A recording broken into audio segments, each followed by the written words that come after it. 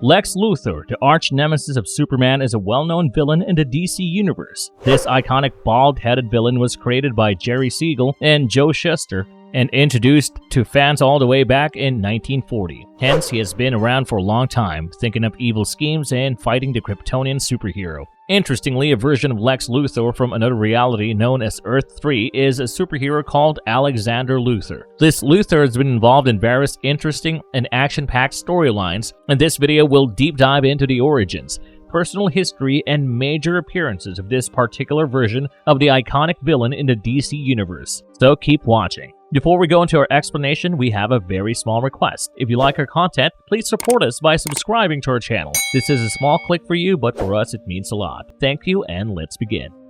A brief history of Alexander Luthor. Alexander Luthor is not the same as the Lex Luthor that we widely know and have come to love. This character is a man called Alexander Luthor, hailing from a reality known as Earth 3. A little background about Earth 3 is important for us to understand the type of world he comes from. Earth 3 is a reality that is considered to be the opposite or reverse of Earth and housed the Crime Syndicate of America. The Crime Syndicate of America was the polar opposite version of the Justice League of America and consisted of 5 superpowered villains who had managed to take over the majority of their world by overwhelming police and military forces. Because there were no other heroes with superpowers that could stop them, they were able to take control of large parts of the world. It is in this environment that the heroic Alexander Luthor emerged. Keeping in mind that Earth 3 is the reverse version of Earth, it only makes sense that this version of Lex Luthor is a hero. Alexander Luthor was a man of science. Alexander, who sought solace in in-depth scientific investigation and creation, produced a number of noteworthy and cutting-edge technologies that earned him public recognition. However,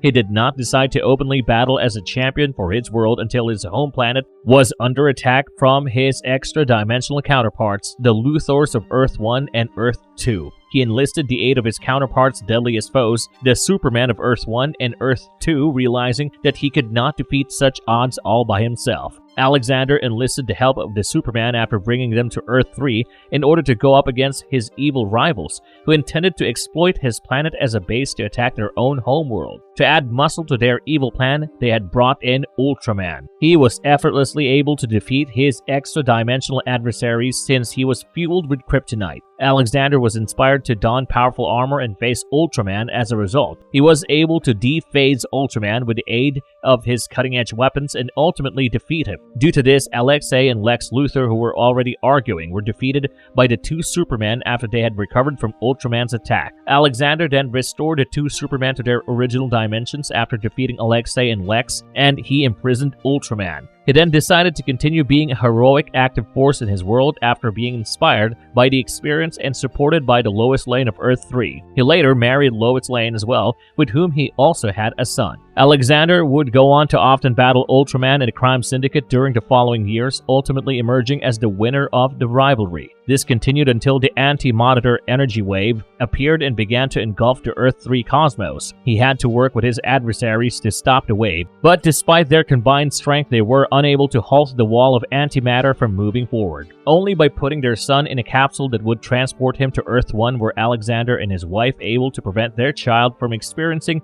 the total annihilation of their reality. The attack of the Anti-Monitor claimed the lives of Alexander and everyone else who was a native of his realm. In the end, all records of Alexander Luthor, Earth 3, and all of its inhabitants were destroyed, with the exception of Alexander Luthor Jr., hence, Alexander Luthor Sr. only exists in his son's memory. This is also interestingly very similar to Superman's own origin story. This is only the first of his appearances, however, and we'll explore his other appearances in the next segment. Some of his remarkable comic book appearances. Even after his death during the destruction of Earth 3, he has reappeared in comic books. Here is a list of his most notable comic book appearances.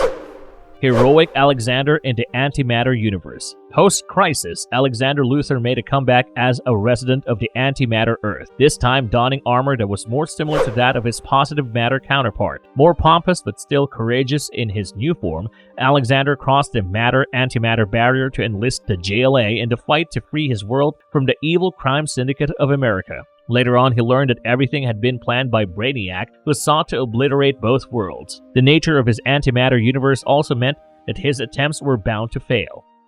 making a comeback in Forever Evil. Alexander Luthor appears in the Forever Evil event as a prisoner of the crime syndicate that has conquered the main Earth. He largely appears in issues 2, 6, and 7. Eventually, Captain Cold and Black Manta liberate him, and after saying Mazas, he transforms into a doppelganger of Shazam. Alexander then kills Johnny Quick and takes Johnny Quick's superhuman speed. Then he promises to kill the crime syndicate and emerge as the greatest hero the planet has ever seen. However, Lex Luthor, his Earth 1 counterpart, has other plans. For some background and context to the story, all 3 Justice Leagues were present when a gateway to Earth 3's alternate dimension was first opened after the Trinity War. When this issue ended, we saw that the gateway allowed an evil Justice League known as the Crime Syndicate to enter our reality. The story picks up from here in Forever Evil. The Crime Syndicate started deploying their own malicious cyborg named Grid to bring down important cities and set free supervillains all throughout the planet, and that pretty much sums up Forever Evil #1. In the second issue, we learned that there will be more misery and gloom following the first few pages when we see a rat caught in a trap and Lex Luthor from Earth 1 fleeing through the dimly lit corridors of his once impressive headquarters. This issue performs a crucial task of world building, even though the plot isn't necessarily advanced all that much. The majority of this issue's pages are devoted to the dynamic between the members of the crime syndicate while Lex Luthor is occupied at his headquarters, setting into motion something that will definitely serve as a trigger for major action and issues to follow. Gear up for a major Lex Luthor versus Alexander Luthor's showdown.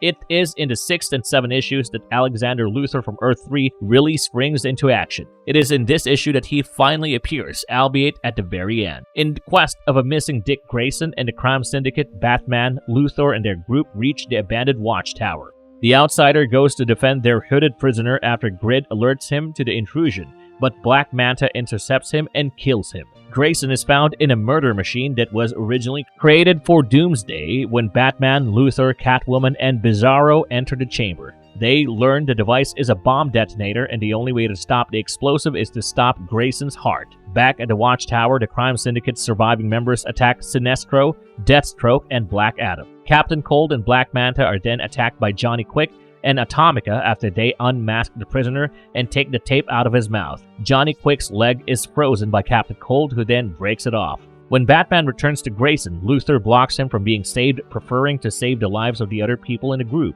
Batman hence incorrectly accuses Luthor of killing Grayson as he passes away, and Luthor tries to convince Batman that everything is under control by reassuring him. Last but not the least, it is right after this that Alexander Luthor is identified as the prisoner wearing the hood. Subsequently, by yelling Mazas, which is the opposite of Shazam, Alexander assumes the guise of the villainous Mazas, murders the injured Johnny Quick, and seizes his power. In the 7th issue, after briefly stopping Grayson's heart to turn off the Grid, Luthor is able to bring him back to life when Cyborg joins the group after destroying the Grid. Batman is then able to free the heroes that are imprisoned inside Firestorm thanks to Cyborg, who lends him Wonder Woman's lasso. Amidst all of this, a major twist is revealed.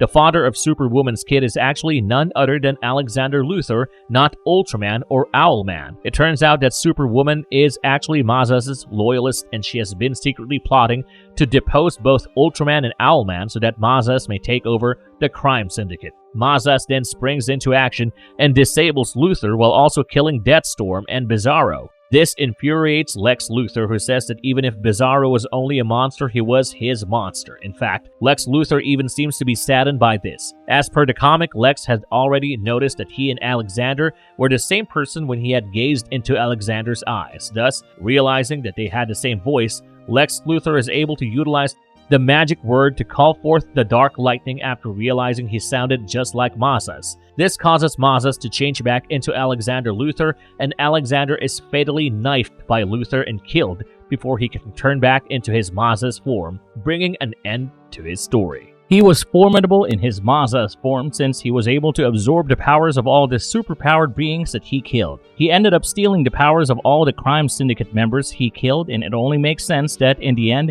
it was a version of him that was able to defeat him since for others he was simply too powerful. He was also quite deranged in his Mazas form and was tough to contain in general. This one is quite the dark and violent storyline and posits a version of Luthor that is inherently supposed to be good, as a deranged villain of sorts. Although Mazas didn't mean to be the villain and wanted to defeat and kill the members of the crime syndicate for altruistic purposes.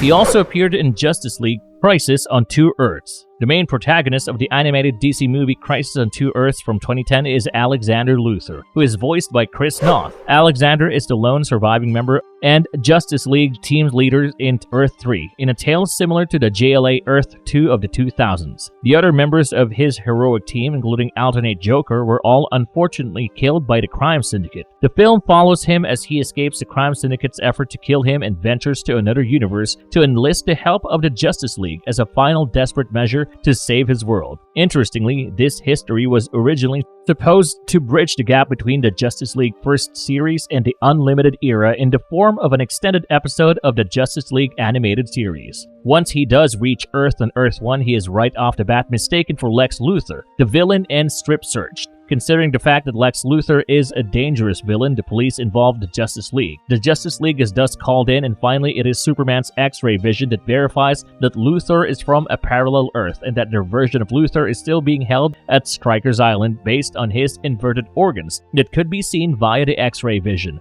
Alexander is finally released and he requests the Justice League to listen to his case. They take him to the Watchtower where they learn of the syndicate threat and further debate the issue to figure out if they should get involved. In the end, Batman is the only member of the Justice League who refuses to make the trip to Luthor's Earth. All other members of the League, them being Superman, Wonder Woman, the Green Lantern, the Flash, and Martian Manhunter, agrees to help Alexander Luthor and travel with him to Earth 3. Once the Justice League gets there, the plot pivots to the superheroes from Earth 1 as they try to save the day, and Alexander's role in the plot diminishes. However, the story stays true to the comic book idea of Alexander Luthor being a lone superhero with a strong conscience and love for his planet. Here too, he is the only one from his home planet that is able to stand up to the crime syndicate from Earth 3. Every fan is aware that in the DC universe, the word crisis has a unique connotation. It brings to mind pictures of grand multiverse tales that leave a lasting impression on the personalities and continuity of the entire series. As a result, fans can expect a grandiose, history-altering tale wherein they see the title Crisis on Two Earths.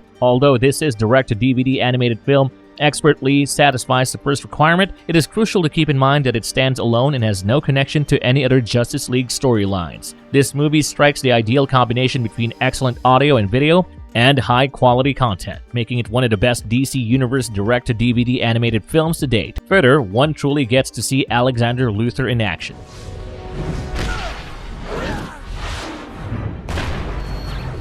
What makes him such a powerful character? Alexander Luthor, much like his Earth 1 counterpart Lex Luthor, lacked any metahuman powers. Brilliant inventor Alexander Luthor Sr. was in charge of developing a number of extremely cutting-edge scientific equipment for the benefit of his society. This also meant that he was a scientific genius and had access to world-class gadgets. He used these very gadgets and innovations to defeat the members of the crime syndicate. He is often seen wearing high-tech war suits and wielding cool weaponry, which makes him a formidable threat, although almost all these things have never been made public. As far as his war suit is concerned, he had a specially made supersuit and helmet that gave him the ability to fly, project energy blasts, and become invisible to both himself and other people. However, this is not all that makes him a powerful and formidable character. His willpower and drive to protect his homeworld and make it a better place for his son and wife is something that makes him a threat. In fact, he went all the way to Earth 1 to enlist the help of the Justice League, and this shows his determination, making him a tough hero to go up against in general. Alexander Luthor is an intriguing character, especially since he is the opposite of the Lex Luthor that we know. He is pretty much the badass billionaire from Earth 3 who is a scientific genius and creates cool things. However, he also appears as the savior of his Earth multiple times and is a hero largely apart from the time he turned into Mazas. Would you like to see Alexander Luthor go up against Lex Luthor once again? Tell us in the comments section below. If you like the content, don't forget to leave a like and subscribe to us if you haven't already. Have a good one and be safe. Thanks everyone.